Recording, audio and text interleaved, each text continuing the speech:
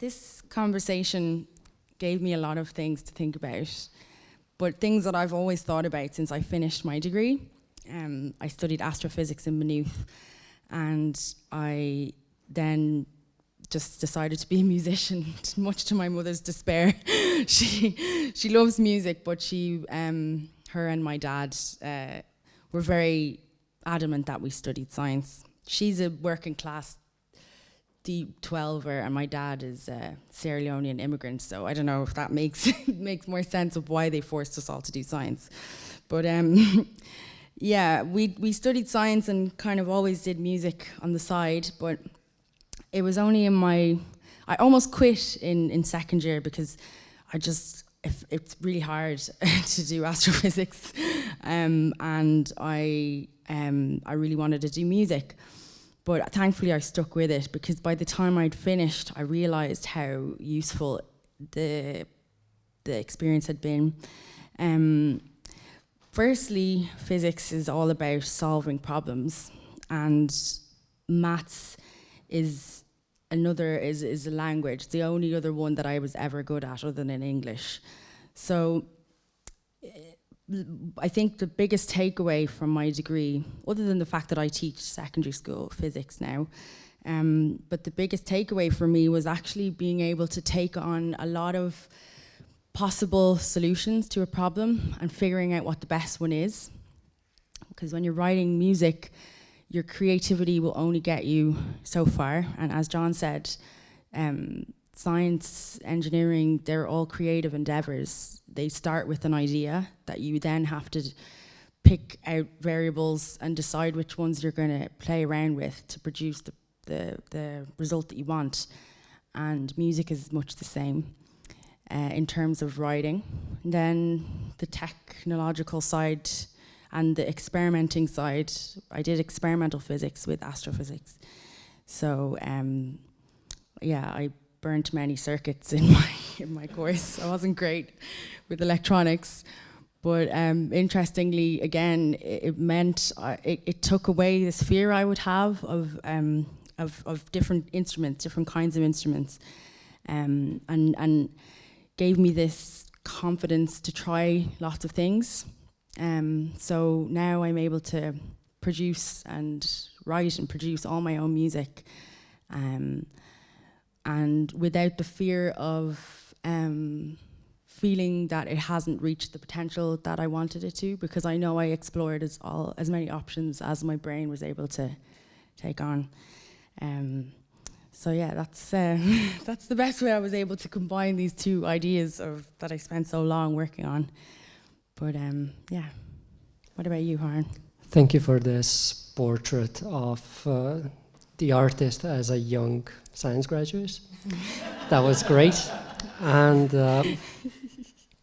it gives me a great segue between science and technology, and the question of solving problems. Pretty much sounds like determining a map, seeing where on that map solutions might lay, and what paths might you take to get there, and what means of transportation you might take, etc. And a lot in quantum computing is about search, about searching large spaces and being able to do that faster, better, with all the, I'll use a terrible word here, but ambiguity that the qubits offer you. And that I promise you, I have somewhere to go with this. There is a map in my head. So, with that being said, with the ability to map things to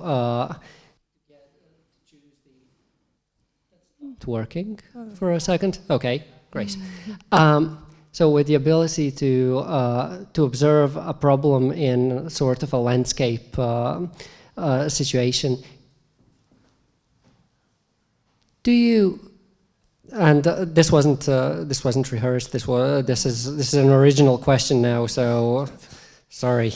Do you visualize things? So how does your creative process work in the visual sense and the auditory sense, I suppose? I guess I'm actually not a very visual person. You should ask anyone who's tried to make a video for me. I crumble. I have zero vocabulary when it comes to describing how I want things to look.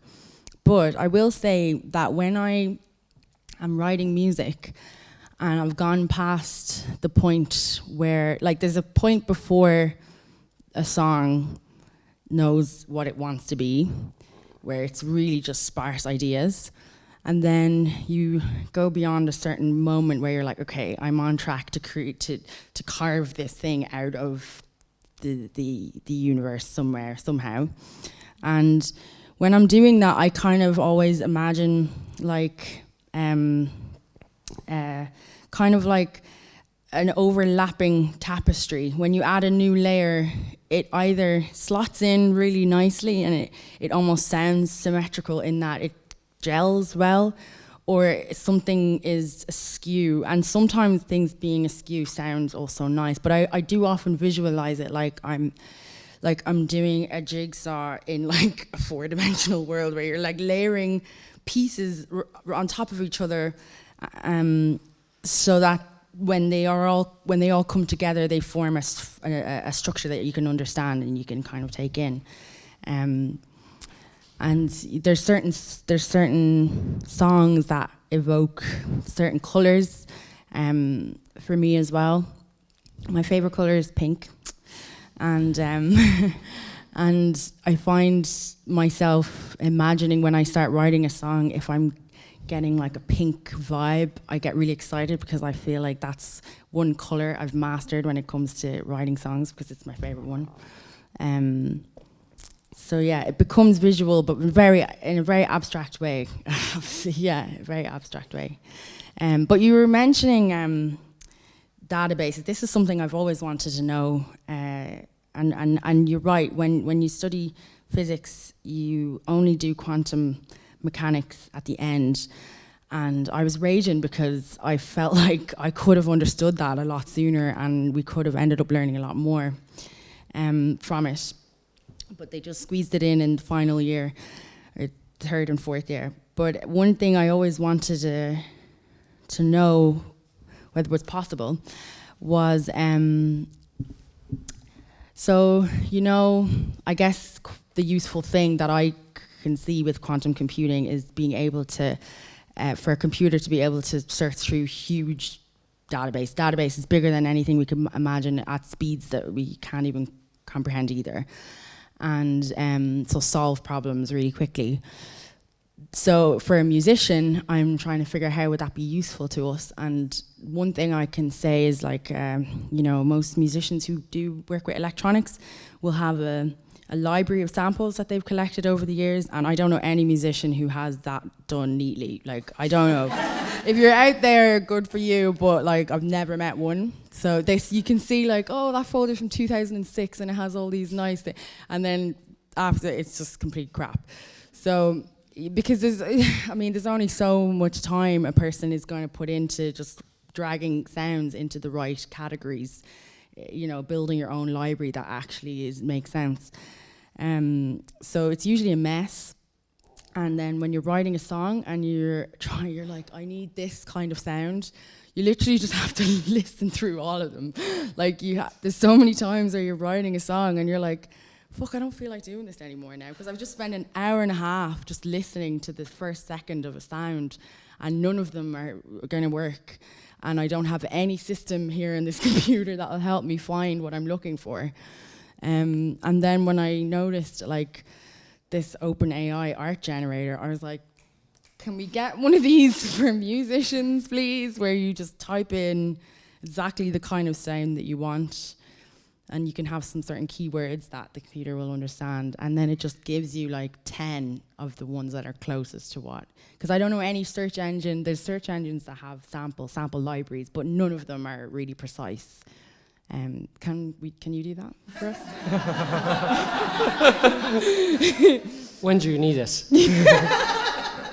Yesterday. This side of Christmas might be difficult.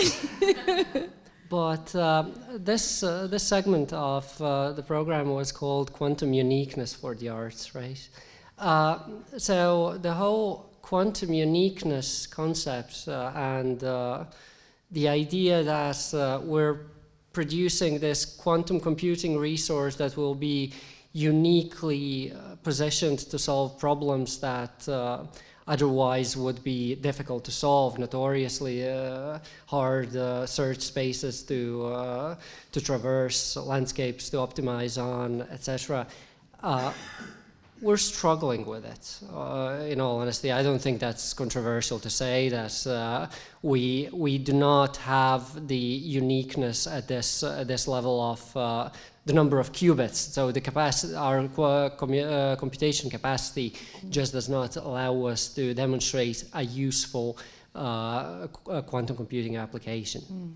And as John mentioned earlier, the factorization of large numbers is a poster child of the theory, for which we just need a bigger scale.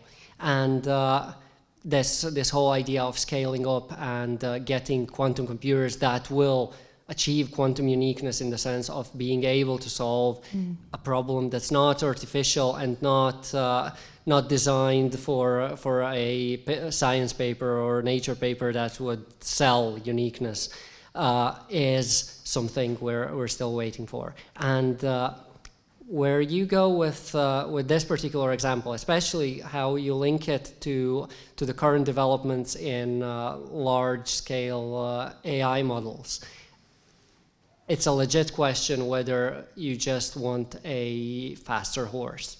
In Ford's sense. So quantum computing, now this is just slightly controversial, I suppose. Quantum computing is never, I love saying never, and in 100 years someone will say, yeah, he was wrong. And yes. Sure, Kelvin said that we'll never have flying machines. So it will never replace a PC, in the sense that it's never going to be used for the applications that we want our semiconductor-based classical computers to do. So there will be a quantum task and a classical task in the foreseeable future. And your case sounds dangerously like a classical task for me. Yeah. Let's. So then it's doable. Yes. On the cloud. Okay. Yeah. With data centers. Yeah. Stuff. Yeah. Not in my neighborhood though. The data centers. There you go. There you go. Cloud. Yeah. One other thing I wanted to ask you is, so like, yeah, obviously being a musician is obviously a creative thing, but so is almost any situation. You have to use your creative power to produce solutions, and I see that a lot in engineering. And I used to teach a class of first year engineer students their physics experiments, and they would be really annoying, but in a kind of endearing way, in that like they would just wreck the place when they come in. Like I'd set everything up nicely, their manuals there, like you just do this, but they would just be like, fuck that, never look at the manual. They're kind of like your typical guy who, instead of like following the map instructions, is like, I got a map in my head. That kind of situation.